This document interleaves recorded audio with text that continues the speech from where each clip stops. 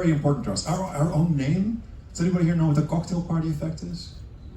No. Okay, so the cocktail party effect is that we are very, very sensitive to our own names. So that means that if you're at a cocktail party and everybody's having conversations or whatever, and at some point somebody says your name, you're like, hey, wait, somebody said my name over there. But people don't realize how cool that is, because what that means is that you have been unconsciously monitoring all of the conversations in the room.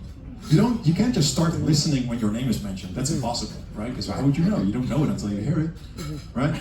So you've already heard, you're unconsciously processing all of the information, which is just really, really cool. And that's, unconscious processing was what my dissertation was about, so I learned a lot about that stuff. Fascinated by this.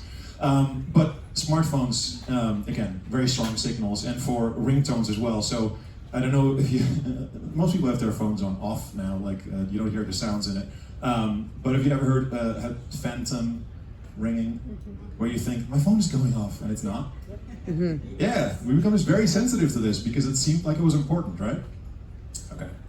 Now, we did some work on this. So this is Adrian Ward, and it's just to prove that across the political spectrum, people were excited about this. This is the Wall Street Journal on the left, and then Seth Meyers on the right, and all they were very excited about this finding. So the finding is this: if you have your smartphone nearby, like in front of you, whether it's face up or face down, either way, or whether it's in your purse, it's going to have a constant pull on your attention. Again, because it has all of the world's information and all the context, and maybe your children might call you, or your parents might call you, and maybe important, maybe urgent, or whatever, right? So it's always pulling some of your attention away, and that's brain drain.